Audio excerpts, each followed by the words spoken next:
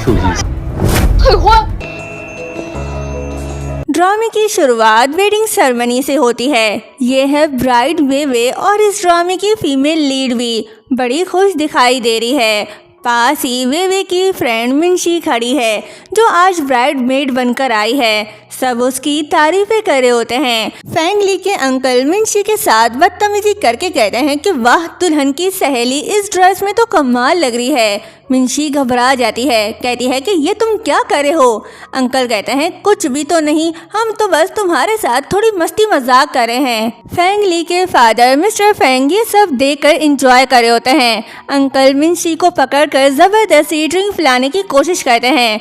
मिनशी उनसे खुद को छुड़ाने की कोशिश करती है, पर कैसे करे। फेंग ली के सभी रिलेटिव साथ मिलकर उसे तंग जो कर रहे हैं। तभी वेवे की नज़र उन पर पड़ती है। अपनी सहेली को मुसीबत में देख वो उसके पास जाने लगती है, लेकिन सासू माँ उसे रोक लेती है। कहती है कहाँ जा रही हो, यहीं रहो।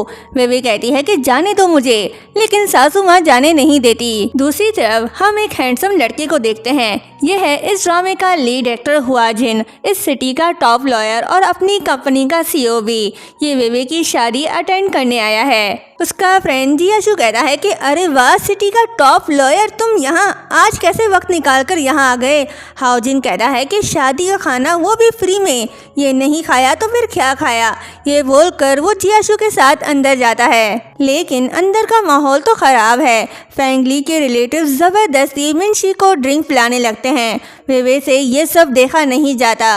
वो सासू माँ से खुद को छुड़ाकर मिनशी के पास जा पहुँचती है और सबसे कहती है कि क्या कर रहे हो, दूर हटो। मिस्टर फेंग भड़क जाते हैं, कहते हैं कि ये तुम क्या करी हो। हमारे यहाँ तो दुल्हन और उसके दोस्तों के साथ थोड़ा हंसी मजाक करना शादी का रिवाज है। वेवे कहती है कि ये कैसा घटिया रिवाज है, ये तो बिल्कुल बेहुदा हरकत है। अंकल कहते हैं कि शादी में थोड़ी मस्ती मजाक तो चलती है, अगर ऐसा है तो तुम इसकी जगह अपने ससुर के साथ एप्पल खाओ। ये बोलकर वो हंस पड़ते हैं। ससुर जी भी खुश, लेकिन वेवे गुस्से से लाल हो गई। फेंग ली भी आ टपका, पर वो अपनी फैमिली को समझाने के बजाय वेवे से कहता है कि बेवकूफ़ी मत करो, ये हमारी फैमिली का रिवाज है, वो जो कर रहे हैं उन्हें करने दो। ये सुन वेवे और ज़्यादा गुस्सा हो गई। मिस्टर फेंग हाथ में एप्पल लिए वेवे की तरफ बढ़े हैं, कहते हैं कि कैसे नखरे करी हो, चलो आओ खा लो ना, मज़ा खराब मत करो। वेवे गुस्से में आकर एप्पल फेंक देती है तो मिस्टर फेंग कहते हैं कि ये क्या हरकत है, शर्म आनी चाहिए अपने फादर इन लॉ के साथ ये सब करते हुए। ये बोलकर वो वेवे को थप्पड़ मारने लगते हैं, लेकिन तभी वेवे उन्हें रोककर सीधा जमीन पर पटक देती है। मिस्टर फेंग चिल्ला उठे, हाय मेरी कमर, कोई आओ मेरी हेल्प करो। सभी शॉक्ड। हाओ जिन भी ये सब देख हैरान रह गया। जियाशु से कहता है कि अरे यार, ये तो एक कमाल की लड़की है, क्या अभी और ड्रामा देखने को मिलेगा। सच में काफी मजा आ रहा है। वे अपना पल्लू उतार कर फेंग ली के मुंह पर दे मारती है, कहती है कि बस बहुत हो गया, मैं तुमसे शादी नहीं करूंगी, मैं ये शादी तोड़ रही हूँ। तभी मिसेस फेंग कहती है कि तुम होती कौन हो ये शादी तोड़ने वाली, तुम वो शेमलेस और अनलव्ड चाइल्ड हो जिसे ना अपने बाप से प्यार मिला और ना ही माँ से। तुम्हारे पेरेंट्स ने तुम्हें हमें महंगे दामों में बेच दिया है, तो तुम्हें शादी तोड़ने का कोई हक नहीं। ये सुन वेवे शॉक्ड हो जाती है। तभी फ्लैशबैक दिखाया जाता है। वेवे की फैमिली उसे बिना बताए घूमने चली गई। सिस्टर वॉइस मैसेज में कहती है कि बहन, तुम्हारी शादी के पैसों से हम बाली घूमने चले गए, तुम्हारी शादी में तो नहीं आ सकते, लेकिन कॉन्ग्रेचुलेशंस तो कह सकते हैं, शादी मुबारक हो बहना। ये सब याद करके वे दुखी होती है। मिसेस फेंग कहती है कि तुम्हारा हमारे घर में शादी करके आना तुम्हारे लिए एक बड़ी बात है, खुद को लकी समझो कि तुम्हें ऐसा ससुराल मिला। वे कहती है कि पैसे होने का मतलब ये नहीं कि तुम जो चाहे कर सकते हो, पैसों से ज़्यादा मैं इंसान की रियल पर्सनैलिटी को ज़्यादा अहमियत देती हूँ। तुम लोग किसी जानवर से कम नहीं, ये शादी में हर हाल में तोड़ कर ही रहूँगी। ये सुन मिस्टर फेंग कहते हैं कि घटिया औरत, तुम क्या सोचती हो कि मेरे बेटे को छोड़कर तुम्हें कोई और अपनाएगा? आज देखो मैं तुम्हें कैसे सबक सिखाता हूँ।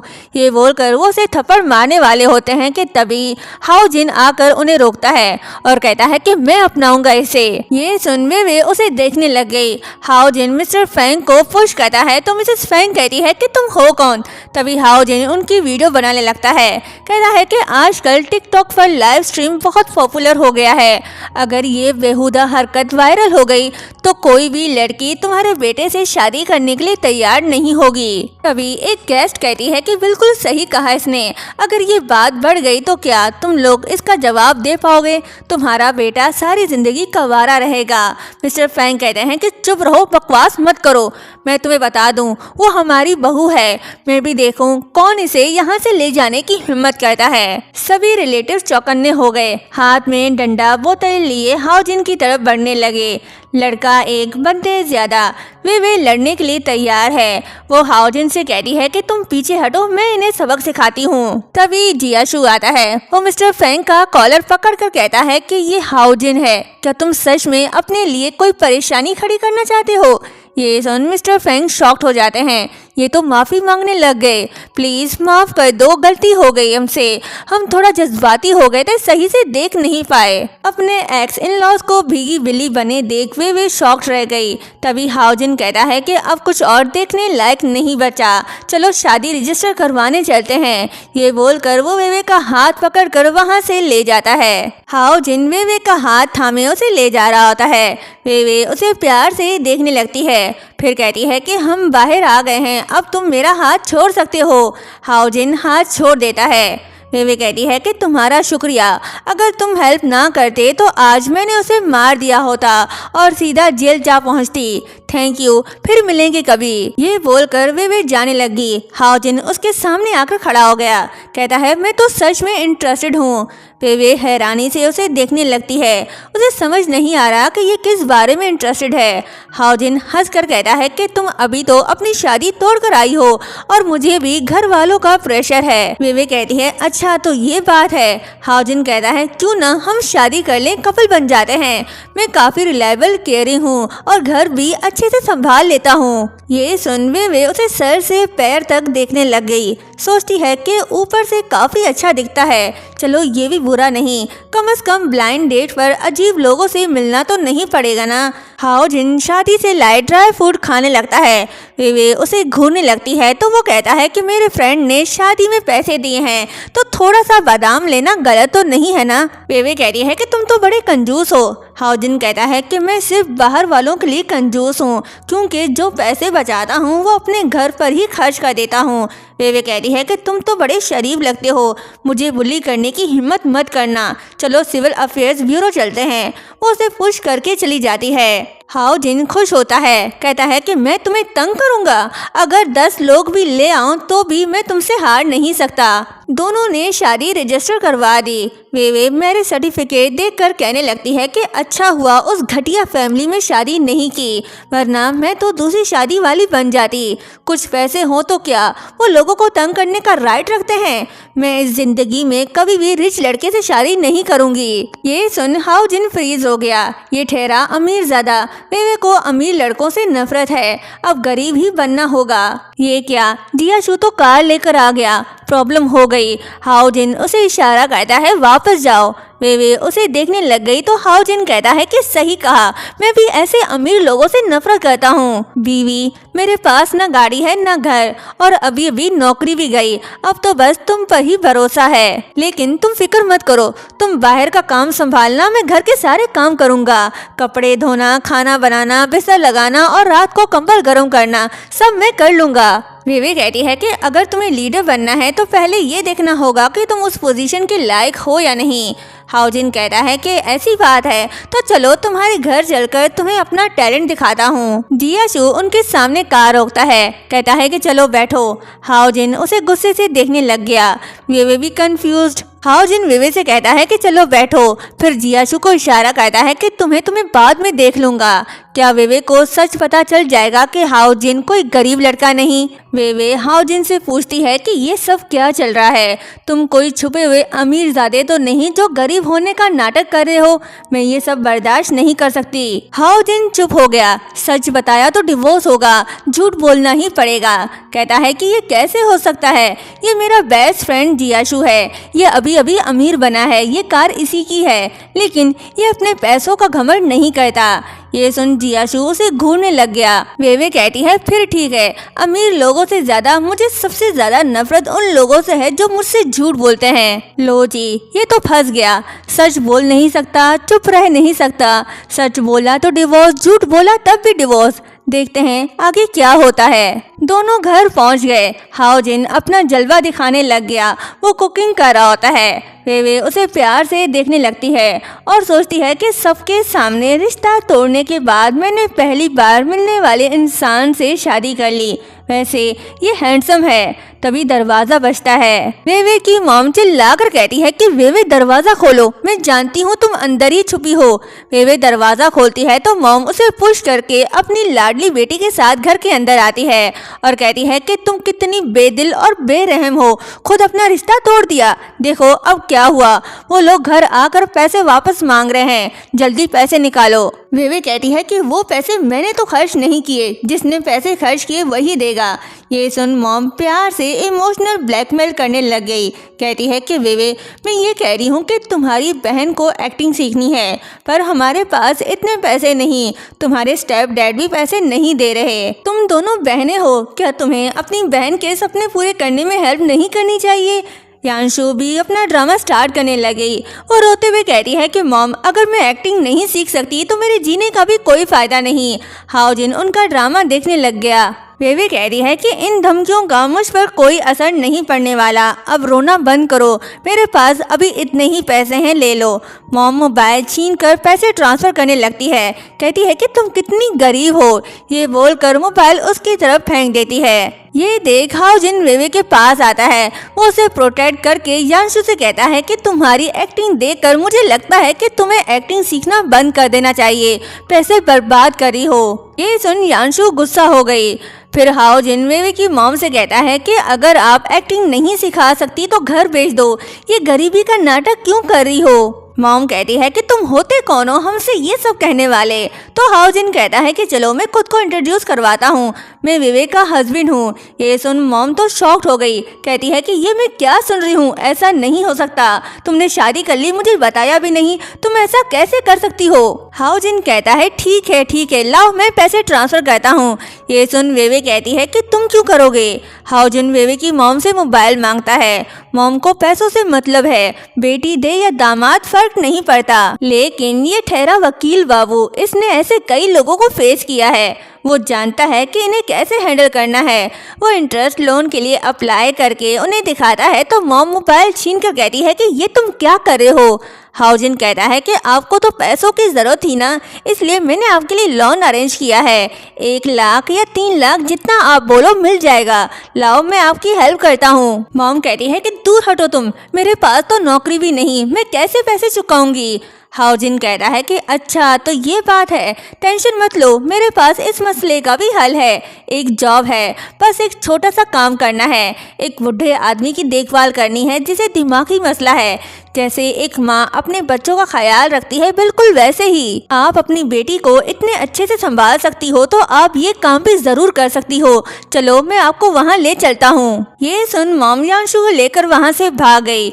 वे हाओजिन से इम्प्रेस होकर कहती है कि तुमने तो कमाल कर दिया। हाओजिन कहता है कि बुरे कामों का बुरा ही अंजाम होता है, आगे से ये बुरे काम नहीं करेंगे। फिर प्यार से उसे कहता है कि आज के बाद कोई भी तुम्हें तंग नहीं करेगा। दोनों एक दूसरे को प्यार से देखने लगे। प्यार की शुरुआत हो गई, देखते हैं इजहार कब होता है। वे कहती है कि हालांकि अभी मैं तुम्हें पूरी तरह से जान नहीं पाई हूँ, पर मुझे लगता है कि तुमसे शादी करने का फैसला सही था। हाओजिन पूछता है कि क्या बताना पसंद करोगी ये सब क्या था? वे थोड़ी इमोशनल होकर बताने लगती है कि पूरी फैमिली ने मुझे मनी बैग समझ लिया है। जब मैं छोटी थी मेरे मॉम डैड ने डिवोर्स ले लिया था, डैड मेरे भाई को अपने साथ ले गए और मॉम ने मुझे अपने पास रखा। फिर मेरी मॉम ने दूसरी शादी की और मुझे एक स्टेप सिस्टर मिल गई। मैंने छोटी उम्र में ही फाइटिंग टीम ज्वाइन कर ली। जब से मैंने पैसे कमाना शुरू किया उन्होंने बस मुझसे पैसे लेने का तरीका ढूंढना शुरू कर दिया। फिर फ्लैशबैक दिखाया जाता है, वे के डैड भी उसे यूज किया करते थे, वो इमोशनल ब्लैकमेल करके उससे पैसे लिया करते थे। वे को ना मॉम से प्यार मिला ना डैड से। ये सारी बातें सुन हाउजिन कहता है कि लॉ के अकॉर्डिंग पेरेंट्स के 60 साल होने के बाद ही बच्चे उनकी केयर की रिस्पॉन्सिबिलिटी उठा सकते हैं। अगर उनकी रिस्पॉन्सिबिलिटी ले रहे हो तो भाई बहन को साथ मिलकर पैसे बराबर बांटने चाहिए। उन्हें तुमसे पैसे लेने का कोई हक नहीं और ना ही वो ले जा सकते हैं। अपना ट्रांसफर रिकॉर्ड और स्क्रीनशॉट संभाल कर रखो। तुम केस करके उनसे पैसे वापस ले सकती हो। वे उसे हैरानी से देखने लग गई। पूछती है कि तुम इतना सब कैसे जानते हो। हाउजिन उसे सच बताने का ठान लेता है। कहता है कि वाइफ एक्चुअली मुझे एक बात कहनी है। तभी दरवाज़ा बजता है। हाउजिन सच नहीं बता पाता। वे दरवाज़ा खोलती है तो अपनी कलीग जियानान को देख पूछती है कि तुम यहाँ क्यों आई हो। जियानान कहती है कि तुम इतना गुस्सा क्यों हो रही हो। मैं तो इसलिए आई हूँ क्योंकि मैंने सुना है कि तुमने अपनी शादी तोड़ दी है। मुझे तुम्हारी फिक्र थी, इसलिए तुम्हें समझाने और तुम्हारा ख्याल रखने आई हूँ। जियानान उसका दर्द बांटने नहीं बल्कि उसका मजाक उड़ाने आई है। वो उसे इनविटेशन कार्ड देकर कहती है कि सुनो, थोड़ा खुशी का मज़ा ले लो। मैं और डायरेक्टर हुआंग जल्दी शादी करने वाले हैं। ये ज़िंदगी का एक बहुत बड़ा फैसला है और इस मामले में मैं तुमसे एक कदम आगे निकल गई हूँ। मुझे पता है मेरे हस्बैंड कितने हैंडसम हैं और मैंने ये भी सुना है कि तुमने स्कूल में उसका पीछा किया था। अब तुम्हें उसके बारे में सोचना छोड़ देना चाहिए। ये सुन वे डायरेक्टर हुआंग को इमेजिन करने लगती है। सोचती है कि मैं और उस लंगूर के पीछे कभी नहीं। फिर जियानान से कहती है कि तुम ऐसी बकवास पर कैसे यकीन कर सकती हो। मुझे लगता है कि तुम्हें अपनी आंखों का नहीं अपने दिमाग का चेकअप करवाना चाहिए। तभी हाउजिन आता है तो वे उसे इंट्रोड्यूस करवाती है कि ये मेरा हस्बैंड है। मुझे लगता है कि नॉर्मल लोग आसानी से पप्पू और हैंडसम लड़के में फर्क समझ सकते हैं। जियानान कहती है कि मेरे हस्बैंड भी किसी से कम नहीं। सबसे जरूरी बात यह है कि उसके पास पैसा है। वे कहती है कि सुनकर अच्छा लगा, अब निकलो यहाँ से। जियानान कहती है कि यार अब तुम बुरा क्यों मान रही हो। तभी हाउजिन कहता है कि डार्लिंग, ये तुम्हारी कलीग है ना। अब जब हमारी शादी हो गई है तो तुम्हें नहीं लगता इसे हमें गिफ्ट देना चाहिए। गिफ्ट ना सही, पैसे भी ट्रांसफर कर सकती हो। पैसों की बात सुन जियानान कहती है कि अभी याद आया, मुझे एक इम्पोर्टेंट काम है, मैं चलती हूँ। ये बोलकर वो भाग गई। वे कहती है कि ऐसे लोगों को डील करना तुम बहुत अच्छे से जानते हो। हाउजिन कहता है कि ऐसे बेशरम लोगों को स्पेशल तरीके से हैंडल करना पड़ता है। डियर वाइफ, अब जब हमने शादी कर ली है तो साथ रहना भी ज़रूरी है। ये तुम्हारा घर तो बिल्कुल छोटा है। चलो एक नया घर ढूंढते हैं ताकि कोई तुम्हें परेशान ना करे। वे कहती है ठीक है, इस वीकेंड काम से फ्री होने के बाद ढूंढ लूंगी। हाउजिन कहता है कि ये काम तुम मुझ पर छोड़ दो। हाउजिन वे को घर दिखाने ले आता है। उस एरिया को देख वे कहती है कि तुम पागल हो गए हो क्या। इस सोसाइटी का रेंट तो हज़ारों में है। मैं बाहर का काम संभालती हूँ पर तुम मुझे इतना लूट नहीं सकते। हाउजिन कहता है कि रेंट की फिक्र मत करो, चलो नया घर देखने चलते हैं। दोनों अंदर जा रहे होते हैं तभी सिक्योरिटी गार्ड आता है। वो उन्हें गरीब समझकर रोकता है। ये नहीं जानता कि हाउजिन एक रिच मैन है और यहाँ इसके बहुत से अपार्टमेंट्स भी हैं। वो उससे कहता है कि ये एक लग्जरी सोसाइटी है, यहाँ कोई भी ऐसे नहीं आ सकता। तुम दोनों काफी गरीब लग रहे हो। ये सोसाइटी तुम्हारे जैसे लोगों के लिए नहीं है। ये गरीबों वाली हालत देखकर मुझे नहीं लगता कि तुम दोनों यहाँ रहते हो। हाउजिन सच नहीं बता सकता, इसलिए चुपचाप अपनी इंसल्ट बर्दाश्त करता है। कहता है कि तुम्हारी नज़र बिल्कुल सही है, हम वाकई यहाँ के नहीं हैं। लड़का कहता है कि चाहे जितना भी दिखावा कर लो, मेरी आंखों से गरीबी नहीं छुप सकती। तभी एक गार्ड आता है। वो लड़के को लात मारकर कहता है कि ये तुम क्या कह रहे हो, अंधे हो, देख नहीं सकते ये कौन है। फिर वो हाउजिन के पास आकर सॉरी बोलता है। इससे पहले कि वो कुछ और कहता, हाउजिन चुप होने का इशारा करता है। गार्ड समझ जाता है। फिर उस लड़के के पास आकर कहता है कि तुमने उससे पंगा क्यों लिया। इस सोसाइटी में आधे अपार्टमेंट उसी के ही हैं। वे कहती है कि क्या मतलब है उसका और क्या वो तुम्हें जानता है। हाउजिन बात को संभाल लेता है। कहता है नहीं, शायद इसे मिसअंडरस्टैंडिंग हो गई है। यहाँ पर जिया शू के अपार्टमेंट्स खाली पड़े हैं, सस्ते रेंट में हमें दे रहा है। कुछ दिन पहले मैं उसके साथ घर देखने आया था, शायद इसने गलत पहचान लिया होगा। छोड़ो ये सब बातें, चलो घर देखते हैं। नेक्स्ट डे वे अपनी फ्रेंड के साथ रेस्टोरेंट आती है। वहीं हाउजिन बिजनेस मीटिंग के लिए आया होता है। वे की नज़र हाउजिन पे पड़ती है। वो क्लाइंट के साथ ड्रिंक कर रहा होता है। उसे वहाँ देख वे थोड़ी हैरान होती है। और अंदर जाकर पूछती है कि हाओजिन तुम यहाँ। उसे वहाँ देख हाओजिन घबरा जाता है। वो फौरन उसके पास जाता है और एक्सप्लेन करने की कोशिश करता है। वे पूछती है कि तुम यहाँ क्या कर रहे हो? मैं तो देख रही हूँ कि कोई तुम्हें ड्रिंक पिला रहा है। हाओजिन कह रहा है कि मैं तो बस अपने छोटे से घर के लिए पैसे जमा कर रहा हूँ।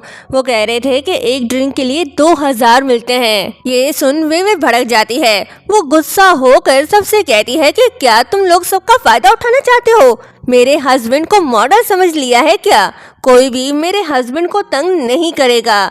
ये ड्रिंक मैं पीऊंगी। ये बोलकर वो ड्रिंक पीने लगती है। सब हैरान होकर पूछते हैं कि मिस्टर हाओ ये सब क्या हो रहा है। तभी वेवे को कॉल आता है। बहुत बड़ा मसला हो गया है, जल्दी एकेडमी जाना होगा, सब हैंडल करना होगा। वो हाओजिन से कहती है कि हस्बैंड मुझे जरूरी काम है, कॉलेज जाना होगा, तुम जल्दी घर वापस चले जाना। फिर उसका फेस पकड़कर अपने क्लोज करके कहती है कि अपना ख्याल रखना और किसी को भी अपना फायदा उठाने मत देना, समझे? और हाँ, एक ड्रिंक के 2000 पैसे लेना मत भूलना। ये हाओजिन का दिल धड़का कर चली गई। नेक्स्ट डे वे ऑफिस में काम कर रही होती है। तभी यांशु का होने वाला हस्बैंड हुआंग वे के पास आता है। वो उसे गलत तरह से टच करता है तो वे उसका हाथ पकड़कर मरोड़ देती है। तभी यांशु वहाँ आती है। वो ये सब देख कहती है कि बेशर्म, फिर से मेरे हस्बैंड को फंसाने की कोशिश करी हो, अब देखो मैं क्या करती हूँ। हुआंग के डैड कॉलेज के प्रिंसिपल हैं। वो अपने बेटे के कहने पर वे पर झूठा इल्जाम लगा के जॉब से निकाल देते हैं। हुआंग प्रिंसिपल को डैड कहकर बुलाता है तो वे समझ जाती है कि ये इन दोनों का काम है। वो दुखी होकर वहाँ से चली जाती है। यांशु उसके पीछे जाती है। वे को हाओजिन का कॉल आता है। वो उसे कहती है ठीक है, मैं बाइजू आती हूँ।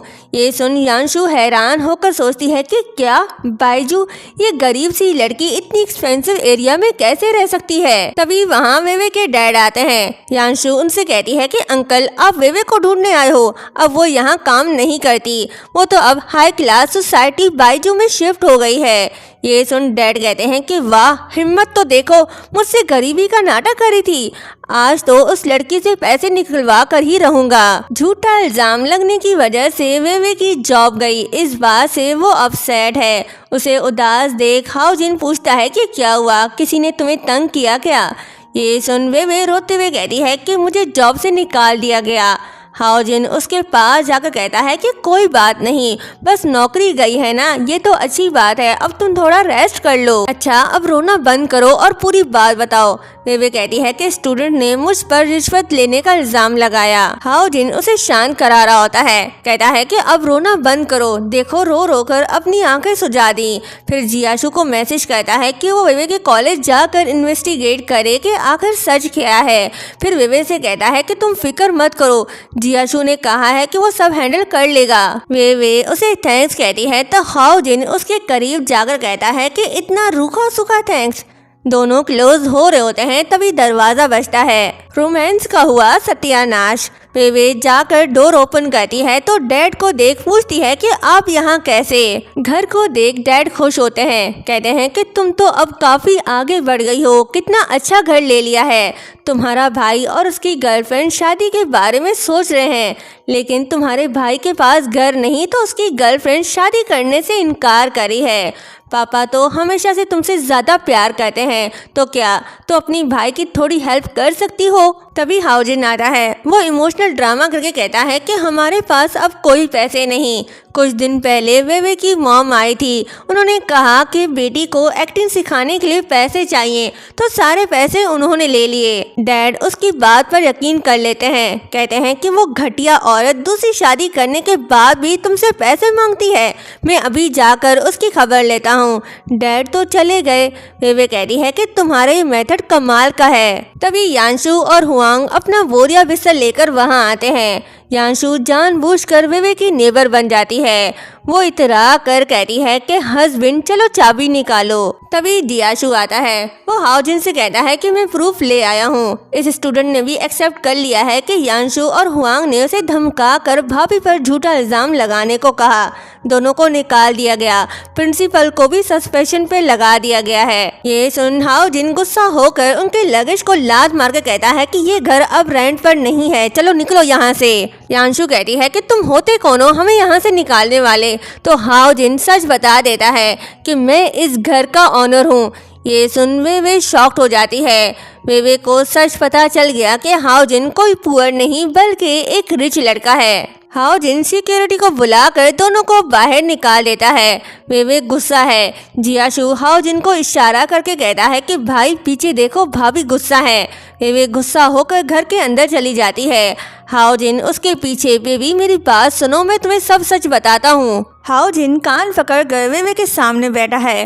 वे उसकी क्लास ले रही होती है। कहती है कि तुमने तो कहा था कि तुम एक जॉबलेस पुअर बेकार लड़के हो और मुझ पर डिपेंडेंट रहना चाहते हो, लेकिन असल में तुम एक बड़े लॉयर हो और बहुत सारे प्रॉपर्टीज के मालिक हो। हाओ जिन कहता है कि वाइफ मेरी बात सुनो, तो वे उसे मारती है और कहती है कि मैंने तुमसे पहले ही कह दिया था कि मुझे सबसे ज्यादा गुस्सा उस वक्त आता है जब मुझसे झूठ बोला जाता है। मुझे रिच लोगों से ज्यादा झूठ बोलने वालों से नफरत है। तुमने ये सब इसलिए किया क्योंकि तुम्हें लगा कि मैं लालची हूँ और तुम्हारे पैसे हड़प लूंगी। बस मैंने सोच लिया आज से हम अलग रहेंगे। वैसे भी तुम्हारे पास बहुत से घर हैं, आज तुम वहीं चले जाओ।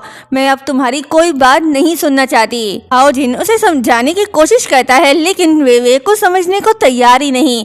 वो उसे और उसका सामान लेकर बाहर फेंककर दरवाजा बंद कर देती है। वे हाओ जिन का घर छोड़कर मिंची के घर जाती है। वो उसे समझाने लगती है, तो सच में तुम हाओ जिन के साथ पैचअप करने का नहीं सोच रही। वो एक रिच और हैंडसम बंदा है। ऐसे लड़कों के लिए लड़कियां तरसती हैं और तुम उससे दूर हो रही हो। वे कहती है कि चाहे वो रिच हो या हैंडसम, मुझे तो बस डिवोर्स चाहिए। यही है मुझे धोखा देने की सजा। मिंची कहती है कि मुझे लगता है तुम दोनों को सामने बैठकर बात क्लियर कर लेनी चाहिए। ये बोलकर वो दरवाजा खोलती है तो सामने हाओ जिन होता है। वे उसे देख मिंची से कहती है कि तुम एक धोखेबाज फ्रेंड हो। वो जाने लगती है तो हाओ जिन उसे रोककर अपने क्लोज करता है। उन दोनों को रोमांटिक होता देख मिंची कहती है कि तुम दोनों बातें करो, मैं चलती हूँ। वो चली गई। ये दोनों भी दूर हो गए। हाओ जिन कहता है कि वे मैंने कभी तुम्हें धोखा देने का नहीं सोचा। जब मैंने तुम्हें पहली बार देखा तो मुझे तुमसे पहली नजर का प्यार हो गया था, लेकिन तुमने मुझसे कहा कि तुम्हें अमीर लोगों से नफरत है, तो मुझे ये झूठ बोलना पड़ा। माफ करना, मैं वाकई में रिच मैन हूँ। वो उसे अपने प्रॉपर्टीज दिखाकर कहता है कि मेरे साथ रहकर तुम भी अमीर बन जाओगी। ये सब तुम्हारे लिए है। जो तुम्हारे माँ बाप ने तुमसे छीना, मैं वो सब भी तुम्हें दूंगा। वे उसकी प्यार भरी बातें सुन मान जाती है और उसके प्रॉपर्टीज फाइल लेकर कहती है कि क्या करूं हस्बैंड, शायद मैं तुमसे ज्यादा प्यार करने लग गई हूं। फाइनली वे मान गई। नेक्स्ट डे वे रियूनियन पार्टी में जाती है। हाओ जिन उसे बहुत सारे गिफ्ट देता है ताकि वे अपने फ्रेंड्स को दे सके, और साथ ही उसने वे के नाम कॉलेज को जिम भी डोनेट किया। ये सुन वे खुश होकर उसे हग करके कहती है कि तुम तो बेस्ट हो। वे जब गैदरिंग के लिए खुशी खुशी जा रही होती है तो तभी वो उनकी कुछ बातें सुन लेती है। उसकी फ्रेंड बातें कर रहे होते हैं कि वे अभी तक क्यों नहीं आई। यांशु भी वहीं होती है। कहती है कि तुम भूल गई, वो एक तलाकशुदा है और जॉबलेस लड़की है, किस मुंह से यहाँ आएगी। ये सारी बातें सुनकर भी वे फेस पर स्माइल देकर अंदर जाती है और अपने फ्रेंड से कहती है कि काफी दिनों बाद मिले हैं। इसके आने से कुछ फ्रेंड्स खुश होते हैं तो कुछ का मुंह बन जाता है। फ्रेंड्स उसकी तारीफें करने लगती हैं कि वाह वे को देखो, ये तो पहले से भी ज्यादा ब्यूटीफुल हो गई है। उसकी तारीफ सुन यांशु जेलस होती है। वे सबसे कहती है कि मैं आप सबके लिए छोटा सा गिफ्ट लाई हूँ, उम्मीद है सबको पसंद आएगा। वो ये बोलकर यांशु और उसकी चमचियों को छोड़कर बाकी सबको गिफ्ट देती है। सब उसे थैंक्स बोलते हैं। एक लड़का कहता है कि अच्छे लोग तो हर जगह अच्छे होते हैं, बचपन से लेकर अब तक वे परफेक्ट है। वे की तारीफ सुन यांशु जेलस होकर कहती है कि तुम लोग कितने बेकार हो, देखो जरा उसने कितना सस्ता कपड़ा पहना हुआ है, और जो वाइन गिफ्ट दिए है ना वो भी शायद होलसेल में ली है। ना बाबा ना, मैं ये सस्ता घटिया वाइन पीकर हॉस्पिटल एडमिट नहीं होना चाहती। इसकी बातें सुन वे खुद से कहती है कि मुझे सच में यहाँ नहीं आना चाहिए था। तभी एक फ्रेंड वाइन बोतल चेक करने लगता है तो वो काफी हैरान होकर कहता है कि अरे ये कोई आम सी वाइन नहीं है, मैं इस ब्रांड को पहचानता हूँ। हमारी कंपनी में एनुअल मीटिंग में हमारे बॉस ने हमें ये वाइन बोतल दी थी और तुम सबको पता भी है ये बोतल तकरीबन 10,000 की है। ये सुन यांशु के साथ साथ बेबी भी शॉक्ड होती है। सोचती है कि क्या सच में ये छोटी सी वाइन की बोतल 10,000 की है। इसका मतलब हाओ जिन सच में काफी अमीर है। वे उसे कहती है कि मैं बस एक बात कहना चाहूंगी, खुद को अच्छा दिखाने के लिए वो मत करो जो तुम हो ही नहीं।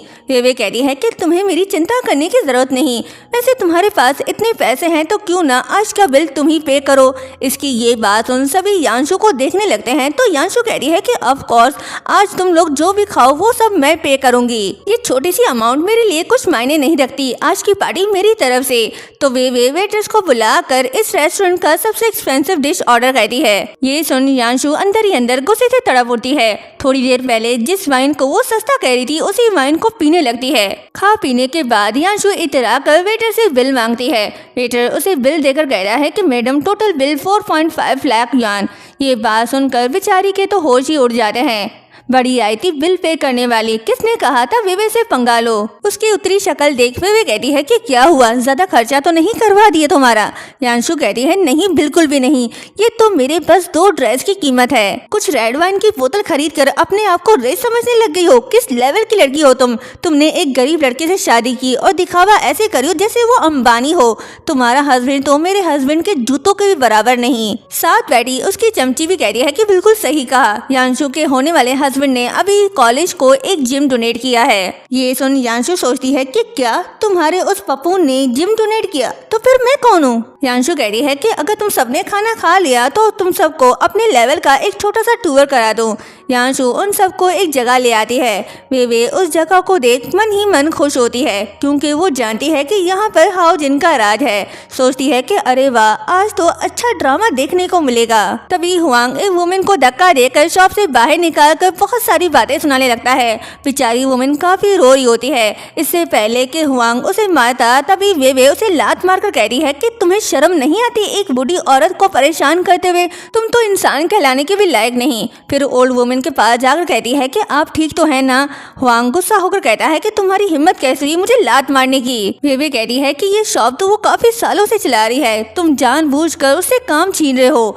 हुआंग कहता है कि तुम मुझसे इतनी जेलस इसलिए हो क्योंकि मेरे पास इतने सारे शॉप्स है ना, तुम ये हरकतें इसलिए करी हो ताकि मेरा अटेंशन मिल सके, लेकिन मेरी जान अब बहुत देर हो चुकी है। इसकी ये बात सुन वे कहती है कि तुम कब इतना ओवर कॉन्फिडेंट होना बंद करोगे, ये जगह तुमने किराए पर ली है, खरीदी नहीं, अपने आप को अमीर समझना बंद कर दो। यांशु कह रही है तुम्हारा क्या, तुम तो इतनी गरीब हो कि रेंट भी नहीं दे सकती, चलो यहाँ से जल्दी निकलो, तुम्हारी गरीबी से ये जगह खराब हो रही है। फिर वो गार्ड से कहकर वे और ओल्ड वुमेन को निकालने का कहती है। गार्ड्स उन दोनों को पकड़ कर ले जा रहा होता है। तभी हाओ जिन आता है, कहता है कि दूर हटो, हाथ मत लगाना।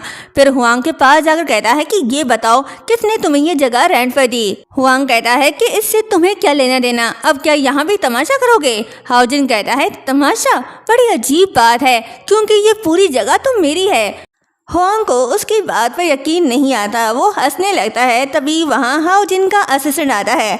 वो उसे इस जगह के डॉक्यूमेंट्स देकर कहता है कि हमने कॉन्ट्रैक्ट साइन कर लिया।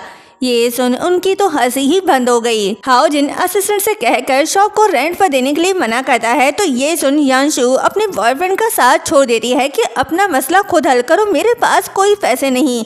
तो फ्रेंड कहती है कि क्या मतलब पैसे नहीं, अभी तो तुमने अपने स्कूल को एक जिम डोनेट किया। तो वे उन्हें प्रूफ दिखाकर कहती है कि वो तो मैंने डोनेट किया था। लो जी, एक बार फिर से इंसल्ट हो गई। वे और हाओ जिन वहाँ से चले जाते हैं। यांशु हाओ जिन से इम्प्रेस हो गई, सोचती है कि इतना अच्छा लड़का, मैं तो इसे हाथ से जाने नहीं दूंगी। नेक्स्ट डे वो हाओ जिन के सोसाइटी के बाहर खड़ी होकर उसका वेट कर रही होती है। जैसे ही हाओ जिन आता है तो वो उसके मोटर बाइक के सामने गिर जाती है। हाओ जिन भी समझदार, वो फौरन वीडियो बनाकर पूछता है कि क्या हुआ। यांशु बहाना करने लगती है कि बहुत दर्द हो रहा है, क्या तुम मुझे घर छोड़ दोगे। हाओ जिन कहता है कि तुम्हें दिमागी मसला है क्या, मैं बता रहा हूँ सब कुछ रिकॉर्ड कर लिया गया है, न दिमाग सही से काम करता है, न पैर न अकल, सब कुछ फेल है। ऐसे लोगों को घर में रहना चाहिए, बाहर निकलना मना है। ये बोलकर हाओ जिन चला गया। यांशु गुस्से में उसे गालियां देकर कहती है कि इसे जरा भी रोमांस समझ नहीं आता। कोई बात नहीं, मेरे पास प्लान बी है, देखना मैं तुम दोनों को अलग करके ही रहूंगी। रात को जब हाओ जिन घर की सफाई कर रहा होता है तभी यांशु उसे वे की पिक्चर सेंड कर दी है जो किसी और लड़की के साथ होती है। कहती है कि उसके लिए सबसे ज्यादा अट्रैक्टिव कौन है, तुम या ये अनजान लड़का। पिक्चर्स देख हाओजिन जेलस हो गया।